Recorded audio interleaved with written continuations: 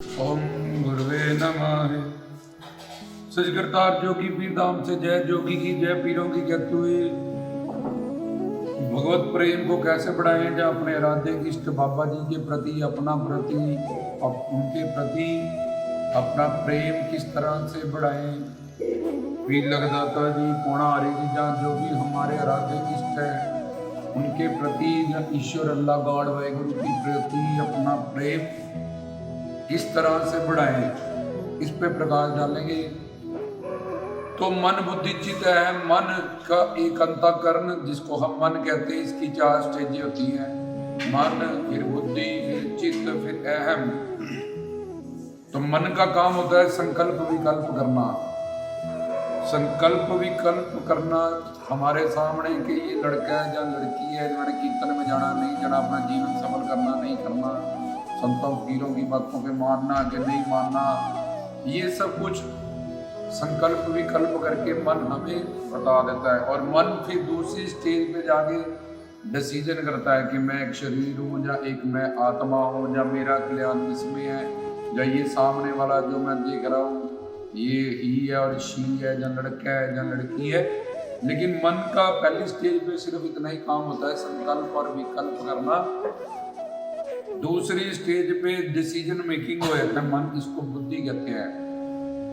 कि अब उसने ये डिसीजन कर लिया, जैसे जो सत्संगी लोग हैं, साधु संत पीर फकीर महात्मा से जुड़े हैं, ज्ञान से जुड़े हैं, धर्मशास्त्रों ग्रंथों से जुड़े हैं, उनके संकल्प स्ट्रांग रहते हैं कि हमने अपने मानव जीवन में जो करने आए हैं, जिसके लिए ये मिला है हमें, हमने अपना उद्देश्य को पूरा करना है, अपने जीवन को सफल करना है, 84 लाख योनियों से निकलना है।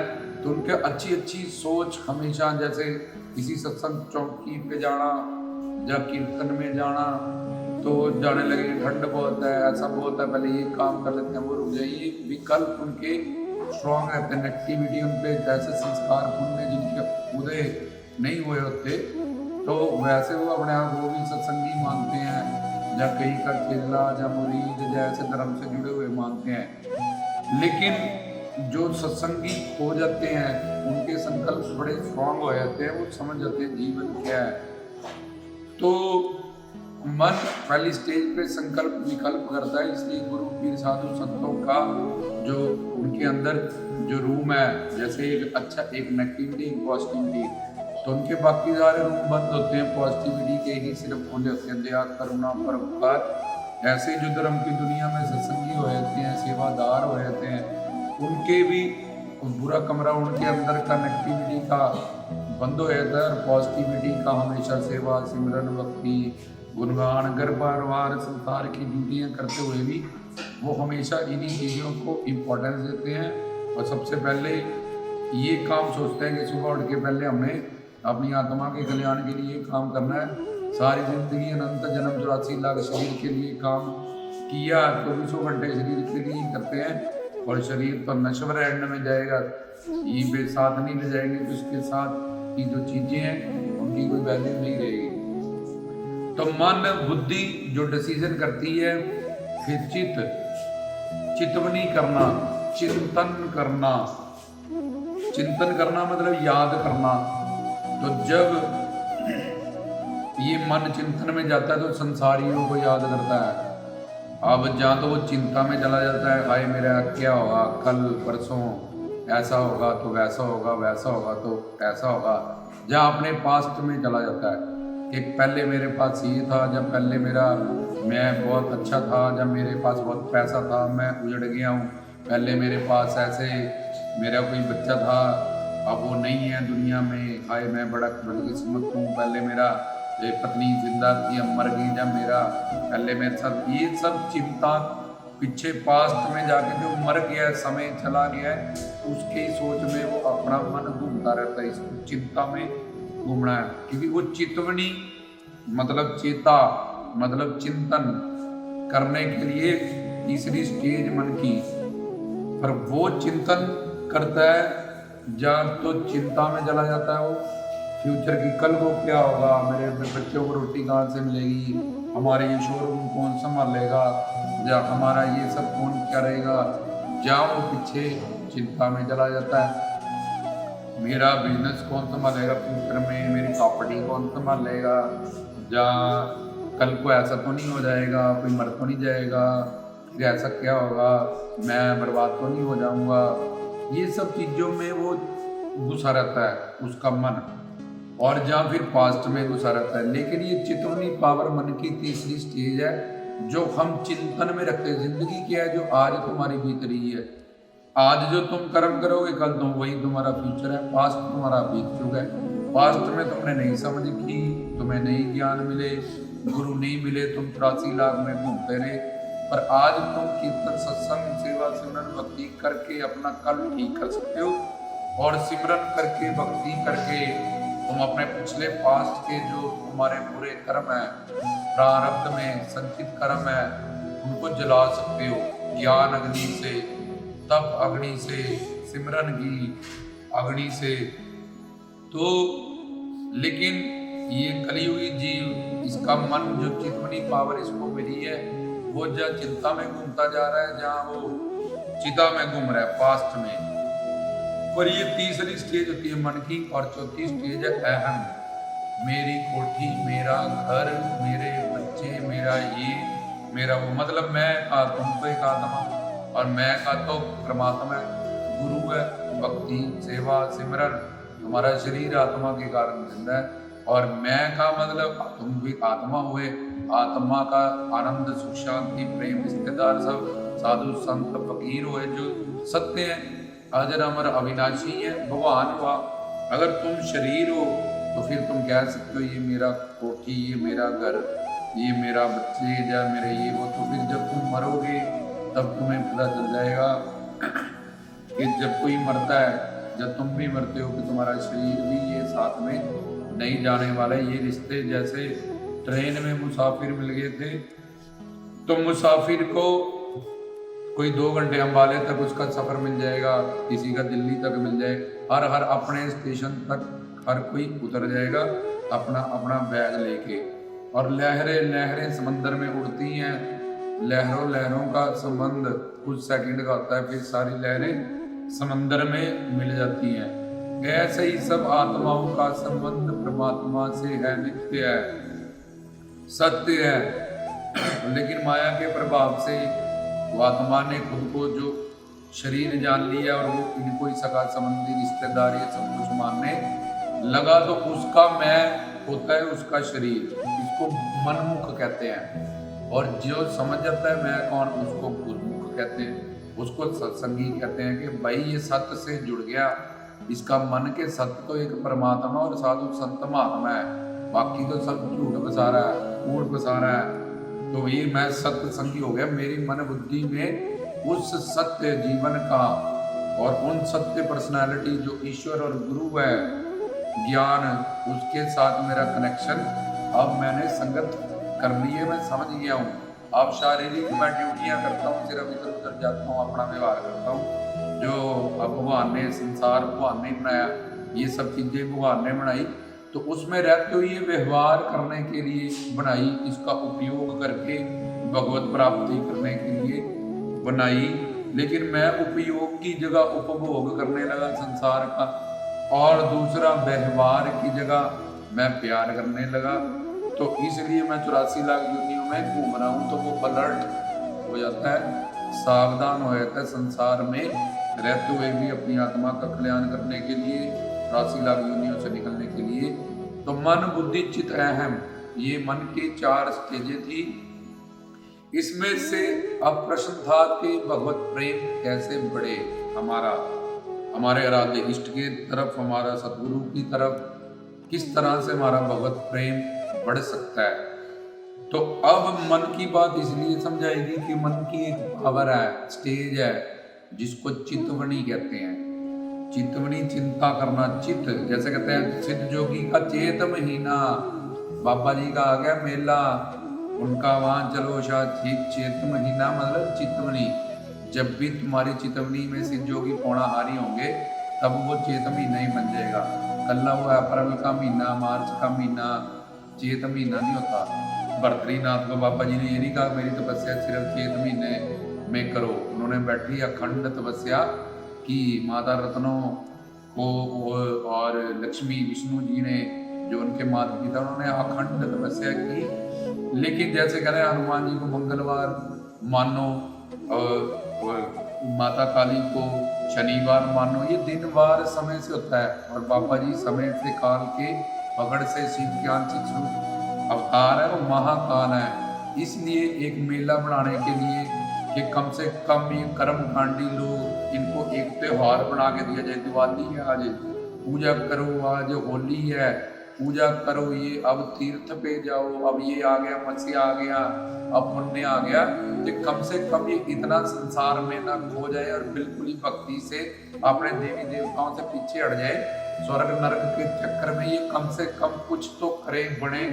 तो ऋषि मुनियों ने त्योहारों को सेलिब्रेट करने की एक प्रथा चलाई कि इसी बहाने प्रभु राम को याद करेंगे, कृष्ण जी को याद करेंगे, ये चैत महीने में पौणाहारी को याद करेंगे, लखदाता पीर को याद करेंगे। एक महीना उनसे उनकी याद में रहेंगे कि बाबा जी के मेले लगे हैं। लेकिन जो सत्संगी है, ज्ञानी ध्यानी लोग हैं, उनका हमेशा ही नाम खमारी नान का चढ़ी रहे दिन रात। बताओ कौन सा चैत महीना इसमें होगा नाम खमारी चढ़ने में। पर फिर भी something is better than nothing. उन लोगों के लिए जिनको एक बहाना चाहिए कि हम तो चैत में ही जाएंगे, हम तो नए साल में ही जाएंगे वहां पे, ये बड़ा शुभ है। तो तुमने सारे साल में क्या किए, कभी बैठ के सोचा कितनी भक्ति की, कितना सिमरन किया, क्या क्या गलतियां की, तो ये अलग विषय है। तो मन बुद्धि चित अहम मतलब चित्तवनी, बाबा जी कहते हैं जो मुझे चेता करे, चिंतन करे मेरा, मैं हाजिर नाजिर हूँ उसके लिए।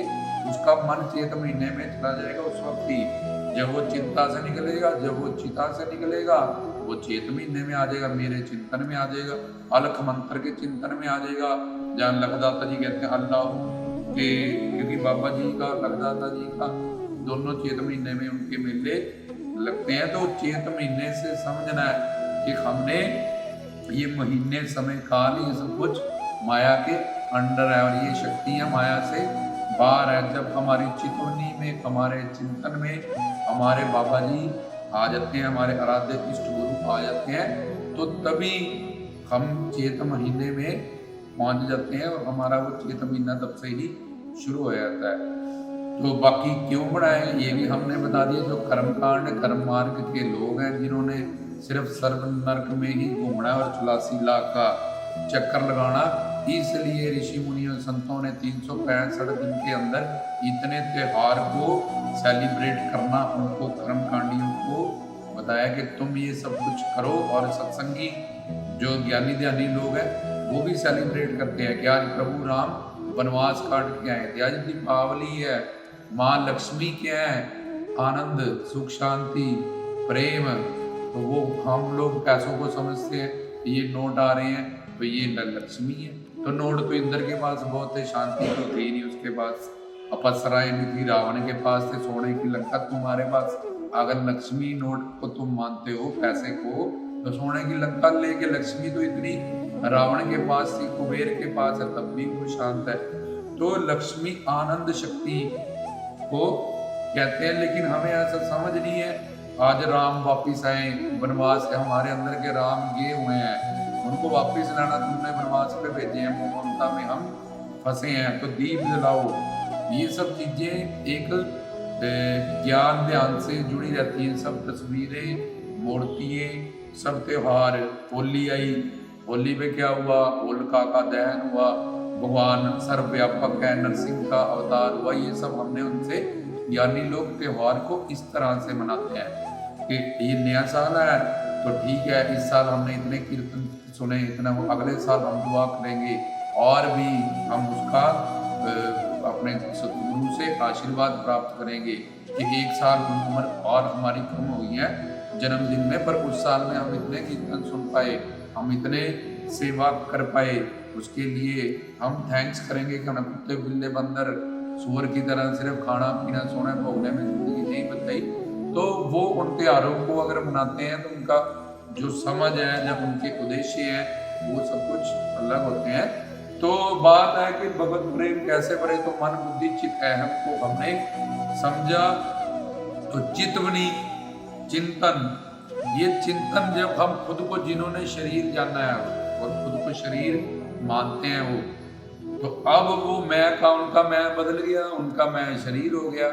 तो वो फिर तम रज सत, इनसे माया के ये तीन गुणों के प्रभाव से तामसिक राजस सात्विक, इनके ही व्यक्ति वस्तुओं से जो 10 12 20 बंदों से तुम जुड़े हो, बाकी संसार से तुम्हें कुछ लेन देन नहीं। अगर तुम देखो वही 10 12 20 बंदे तुम्हारे 84 लाख में घूमने का कारण, तो उनसे व्यवहार करो, उनका धर्म कर्तव्य फर्ज निभाओ। सचकृतार धाम का उद्देश्य ये नहीं करता कि तुम संसार को गालियां दो जब उनकी नित्या चुकी हुई। ईश्वर ने बनाया, वहां बनाने पहले ग्रंथ बनाया है, ये संसार मेरा बनाया, इसमें रहने का तरीका है। मैं 10 गुरु के रूप में आया, मैं कृष्ण जी के रूप में आया, मैं विष्णु जी के रूप में हूँ, मैं रामचंद्र जी के रूप में हूँ। देखो मैं गृहस्थ हूँ, मैंने शादी की, मेरे बच्चे हैं 16,108 शादी है। कृष्ण भगवान की 10-10 बच्चे, उनसे बड़ा परिवार किसका होगा? उन्होंने घर परिवार गृहस्थ में कि गृहस्थी लोग में ये बहाना ना लगाएं।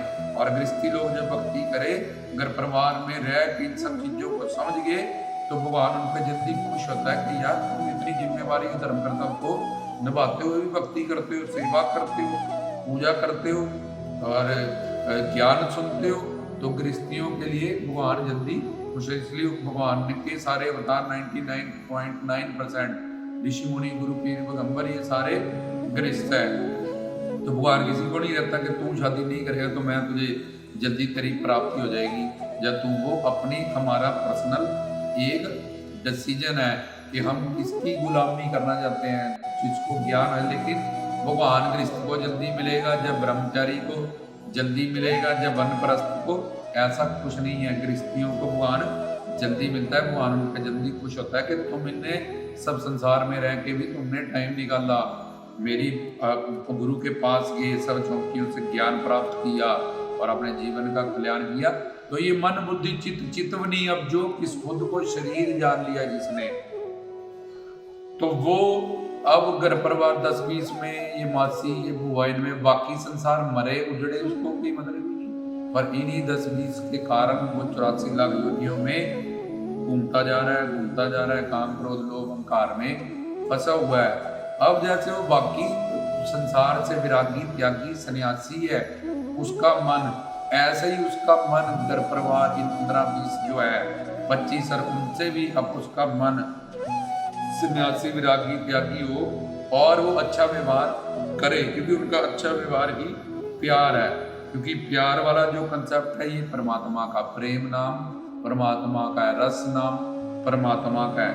इसलिए भगवान की किसी बनाई हुई चीज को अगर हम निंदेंगे कि यार तुम तो नश्वर हो, तुम माया के अंडर हो, कि ऐसा लेक्चर सुन के प्रवचन दिया, तुम तो माया के अंडर हो, तुम तो ऐसे हो, तुम तो हमारी जिंदगी, तो इससे भी तुम संसार का ही चिंतन करते हो, उसको बुरा भला कह के तुम उसको अपने मन का हिस्सा बनाते हो।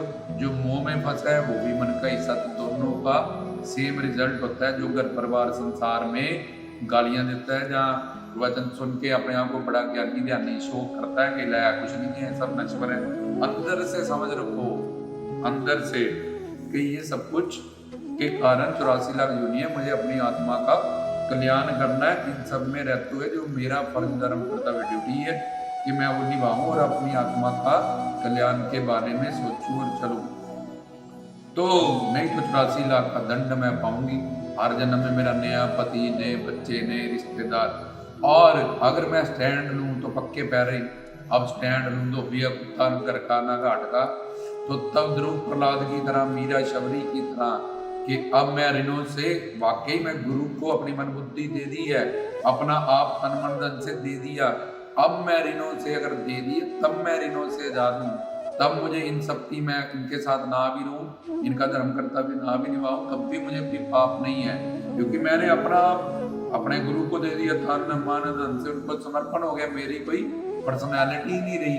जब मैं जिसका हूँ मैं उसके पास चला गया, तो मेरी कोई पर्सनैलिटी अब ऐसी बची नहीं कि मैं इसका ऋण उसका दूं, इसका दूं, उसका दूं। तो वो मन से होता है। भगवान मन के संकल्प और भाव को पढ़ता है कि यार इसने अगर ये चीज को छोड़ा है, अलग हुआ, तो भक्ति के लिए, गुरु के लिए, परमात्मा के लिए छोड़ा है। और परमात्मा ही तो इसका पति, प्रीतम, प्यारा, माँ बाप, सब कुछ है। तो वो इन सब ऋणों से, पितृ ऋण, वेद ऋण, फिर अतिथि ऋण, ऐसे 5 ऋण होते हैं। मेहमानों की सेवा करो, पुत्र पैदा करो शादी करके, ताकि तुम्हारा वंश आगे चले।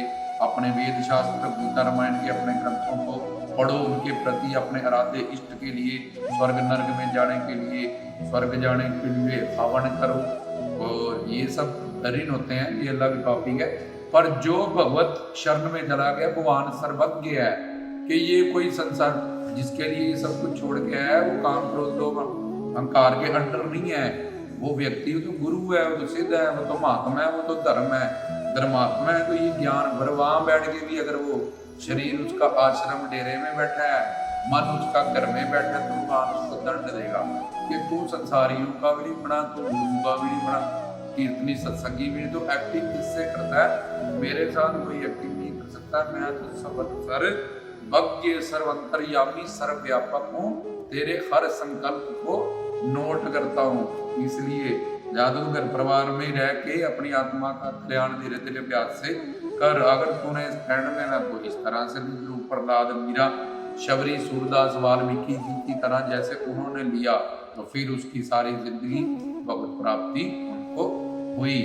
तो ये भी कुछ विषय हैं जिनके लिए जीव को क्लियर करना जरूरी है। कुछ लोग ऐसा भी ना समझे कि हम वहां चलेंगे तो हमको सब कुछ चलेगी है। तो मन से अगर चलेगी हो तो मन बुद्धि से तुम अगर वहाँ दान कर चुके हो और वहाँ मौजूद हो और वहाँ रह रहे हो, उसी को फिर अपना घर परिवार, धाम, सचखंड सब कुछ समझते हो, तो फिर तुम्हें इन ऋणों से आजाद किया जाएगा।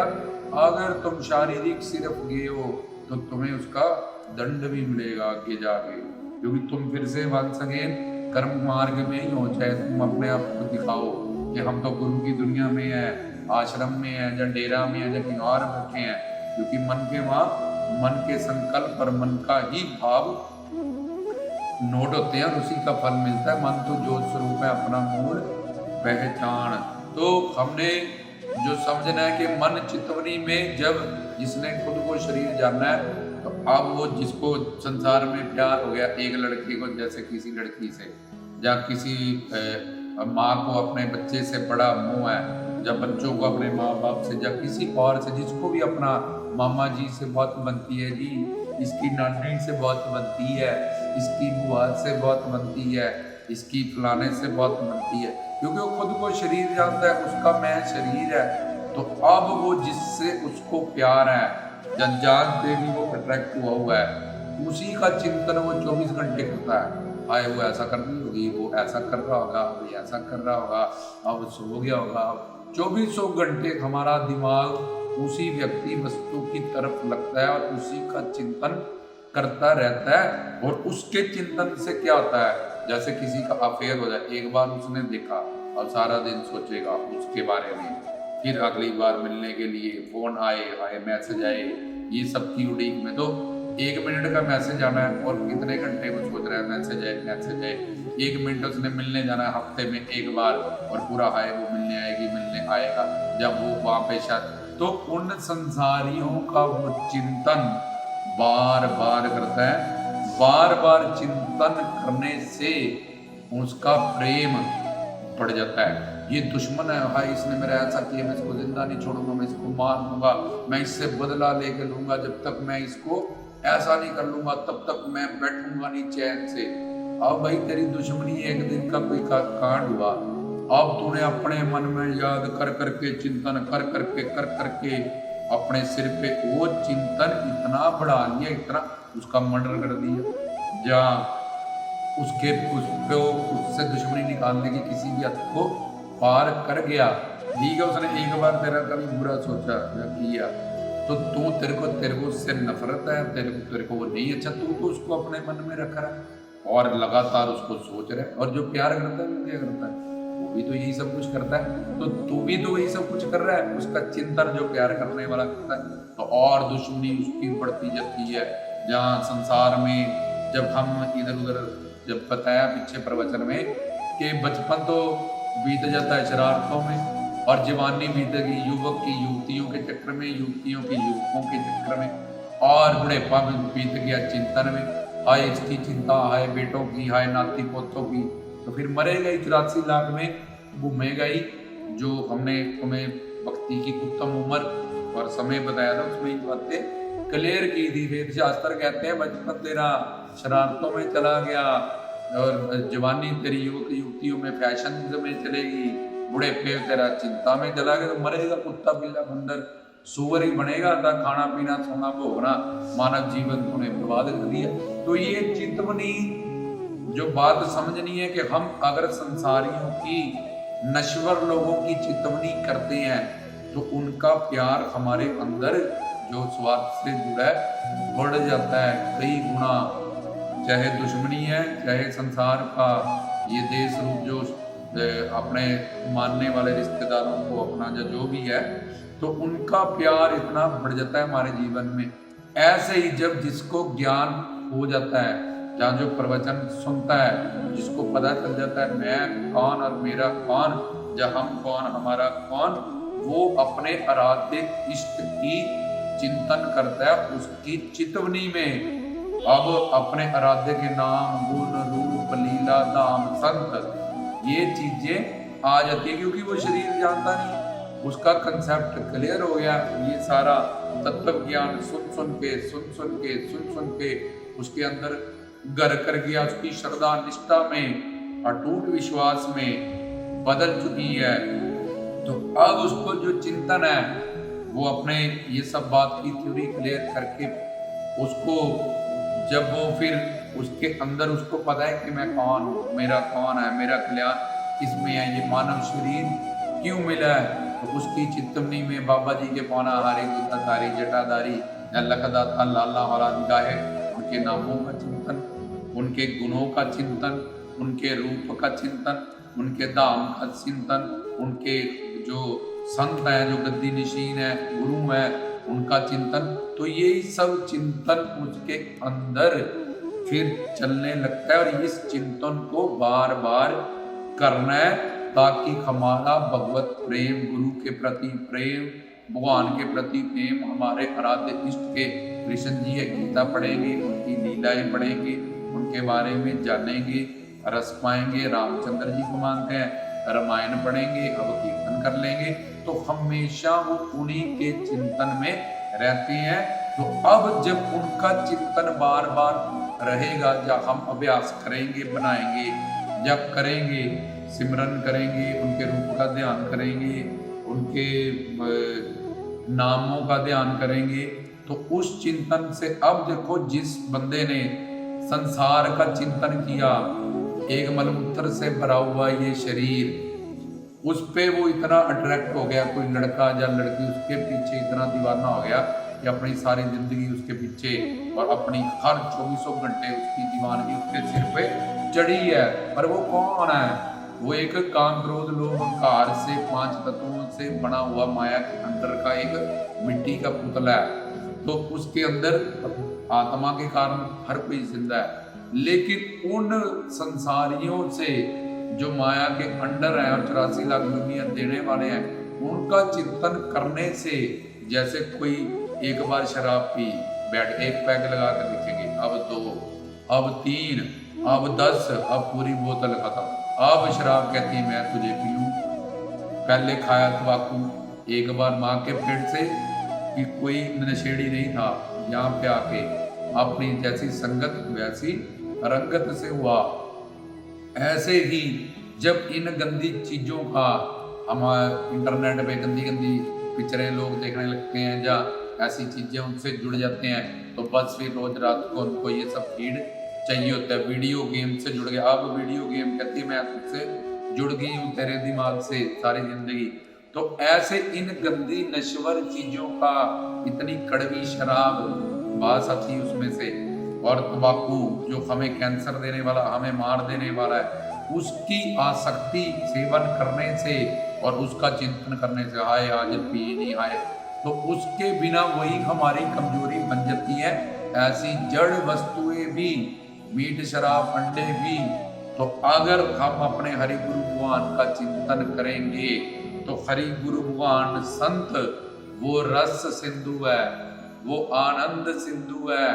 ऐसे कुछ दिनों के अभ्यास के बाद उनका रस हमें जब आना शुरू हो जाएगा, एक बार जब रस आ गया, रस हमें मिल गया, तो फिर हम उस रस के बिना रह नहीं पाएंगे, जी नहीं पाएंगे, तड़प जाएंगे अपने पौणारी के बिना, अपने लखदाता जी, अपने आराध्य इष्ट के बिना, राम कृष्ण के बिना, अपने नानक कबीर फरीद के बिना। तो तब हम जैसे गंदी चीजों से आसक्त थे, उनके बिना नहीं रह सकते, नहीं जी सकते, और उन गंदी चीजों से हमें अटैचमेंट होगी। तो ऐसे ही हमें भगवान तो आनंद सिंधु है, भगवान तो रस सिंधु है, सुख शांति प्रेम आनंद का प्रतीक है। तो ऐसे अपने आराध्य इष्ट का, लखदाता जी का, या राम कृष्ण विष्णु जी का, आदि शक्ति दुर्गा, जिनसे भी हमें श्रद्धा है, नानक कबीर फरीद जी से, गुरबानी से, जब बार बार हम अपने आप को जान के इस मन से जो तीसरी स्टेज पे जाके चिंतन करता है, चितवनी है, क्योंकि जब चितवनी में जाओगे मन बुद्धि तुम्हारा रहेगा नहीं, चितवनी में मन जुड़ जाएगा उसकी याद में। तो इसलिए जो घर परिवार संसार में अपने काम करते हुए भी उसकी चितवनी से, अपने भजन से, नामदान से, उनके नाम गुण लीला धाम से जुड़ा रहता है, तो वो आनंद सिंधु, वो रस सिंधु होने के कारण उसका रस उस संगत वाली को, उस साधक को आना शुरू हो जाता है। तब उसको फिर थोड़े दिन के अभ्यास और मेहनत के बाद वो राम नाम लिए बिना, कृष्ण नाम लिए बिना, ओम नमो सिद्धाय के बिना, अलख के बिना, अल्लाहू के बिना रह ही नहीं सकता, तड़प जाएगा और मर जाएगा कि यार मेरे अंदर राम नाम कैसे बंद हो गया, मेरे अंदर सोहंग सोहंग हो कैसे बंद हो गया, मेरे अंदर तो ये शब्द चल रहा था शिवोम शिवोम शिवोम, ये कैसे बंद हो गया। तो ये सब बातें वो एकदम दिखेगा, यार इतना मैं संसार में आया और 15 मिनट हो गए मेरे अंदर, मैं अपने नामदान से टूट गया, मैं अपने आराध्य इष्ट के नाम रूप गुण लीला धाम से टूट गया हूँ। तो इस वजह से ऐसा जो चिंतन करता है, ये इस प्रवचन का विषय था कि किस तरह से हमारा सतगुरु प्रेम, भगवत प्रेम और बाबा जी का प्रेम कह लो, जो भी हमारे इष्ट है वो बढ़े और हमें हमारा लक्ष्य जल्दी प्राप्त हो। तो चिंतन जब सिमरन उसकी सबसे बड़ी पावर है, जिसके कारण हम उसका कुछ दिनों के अभ्यास के बाद ऐसा चिंतन कर करके खाते पीते उठते बैठते सोते सावधान होके कि हमेशा मन हमारा अपने नामदान में, गुरु मंत्र में या उनके नाम रूप लीला धाम संत में जुड़ा रहे, ताकि हमें कर्मों का बंधन ना हो। हम शरीर से सिर्फ अपना कर्म करें, हमारा हनुमान जी की तरह जैसे लंका को जलाया राम नाम में जुड़ा है। और वो अवस्था आती है जब समर्पण हो जाता है, उससे पहले नहीं। तो तब तक अभ्यास करना पड़ेगा। तो इस तरह से चिंतन करें, जैसे अर्जुन ने केशव केशव कहते सबको मारा, हनुमान जी ने राम राम। तो हम भी अपने घर परिवार संसार के चिंतन में रहते हुए सारे काम शारीरिक कर सकते हैं। तो इतना चिंतन शुरू में जैसे बॉल फेंकते हो तो 400 मील तक वापिस आती है, उसके बाद ब्रह्मांड उसको खींच लेता है। ऐसे शुरू का अभ्यास, क्योंकि मन अनंत जन्म का पापी है, बिगड़ा हुआ गंदा एक कपड़ा है, ये बिगड़ा हुआ है। तो चिंतन करने से धीरे धीरे धीरे ये ट्रैक पे आता है, साफ होता है। फिर वो जीव राम के बिना, राम नाम के बिना रह ही नहीं सकता। कृष्ण नाम का प्रेम पौना हरि के अपने गुरु के दिए हुए शब्द के बिना तो उसका जीवन सफल हो जाता है। वो पहले ही अपना काम कर लेता है। मरने से, जिस मरने से लोग डरे मेरे मन आनंद, मरने से तो मिलेंगे मिलेंगे परमानंद। उसको पता है तो कपड़ा दे, इसको छोड़ना है आज नहीं तो कल को क्या, मरना मैं तो कभी मरता ही नहीं, ना मैं कभी पैदा होता हूँ। मैं तो इस संसार में आया हूँ रस पाने, आनंद पाने, सेवा सिमरन भक्ति का और अपनी प्रारब्ध में प्लस करने, गुरु से ज्ञान पाने। ये ज्ञान मेरे साथ जाएगा। अगर मुझे मुक्ति नहीं मिली अगले जन्म में, मेरे साथ लौट के 70% ज्ञान हो गया, इसका 30% रह गया, बिना समर्पण हो गया, तो 1 जन्म में, 2 जन्म में, 3 जन्म में या इसी जन्म में शरणागति करके या आज के दिन में ही या अभी 1 घंटे बाद ही वो अपनी मंजिल को चिंतन करने से पा सकता है। इसके लिए चाहे करोड़ों जन्म ले ले वो, चाहे वो 1 महीने में 6 महीने में इन बातों को समझ के चिंतन करके अपनी मंजिल को पाओ। तो ये था जय जोगी की, जय पीरों की, रामदास की तरफ से गुरु प्यारी सारी साथ संगत को